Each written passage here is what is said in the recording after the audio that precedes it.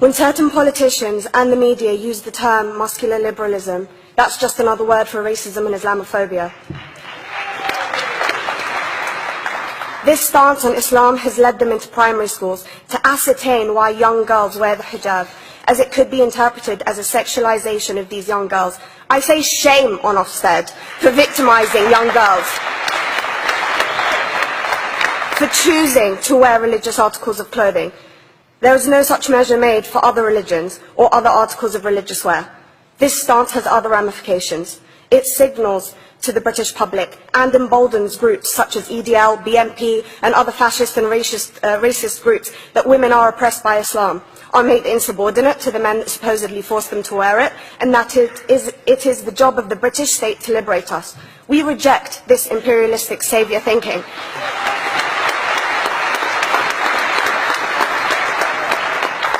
And I am here to state for all people who choose to practice their beliefs openly that we are not oppressed by our faith. Islam is not one homogeneous block. There are Muslim women who do not wear the hijab, and that is their interpretation of their faith. The Quran beautifully states, La ikraha fid din, which translates to, there is no compulsion in religion. My faith has given me the right to choose 1,400 years before the Universal Declaration of Human Rights told me I could. A fun fact for you, conference. My dad didn't want me to wear the hijab. I chose to. Those of faith, thank you.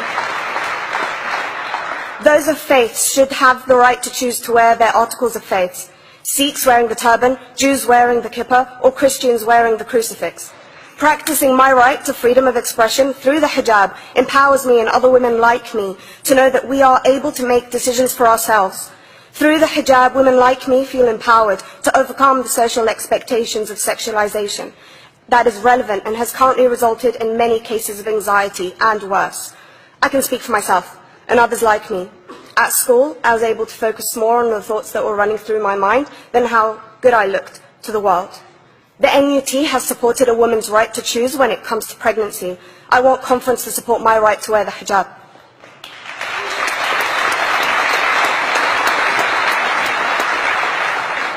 How I choose to practice my faith is clearly displayed for all to see. This makes me the target of hate crime. The level of racist attacks on Muslim women is disproportionate to any other oppressed group in British society because we are an easy target. This decision by Ofsted has ramifications beyond the school gates and must be seen in the context of increased attacks on the Muslim community and perpetuates the outdated notion that Muslim women are victims. I was on a trip last year to Hampton Court with my Year 7s, where a man felt comfortable to call me a terrorist. As a Muslim woman, I'm not a victim, so I challenged him. He denied it. I'm sure you've heard of the Punish a Muslim Day. It's been spoken about a few times already this morning. And as a Muslim, I'm actually quite optimistic. They're trying to limit it to one day. That's 364 less than normal.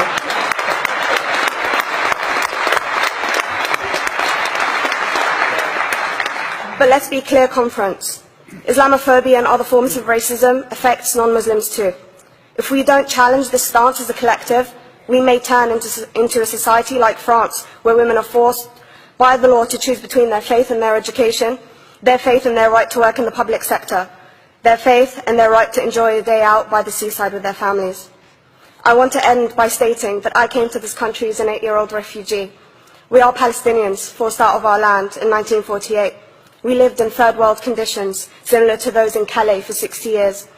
Here, I received the support I needed to study law at university and become a secondary school citizenship and PSHE teacher and a school rep. An injury to one is an injury to all, and I want to thank the Union for its stance on all oppressed groups, in particular mine, Palestine. Thank you, Thank you, Latifa.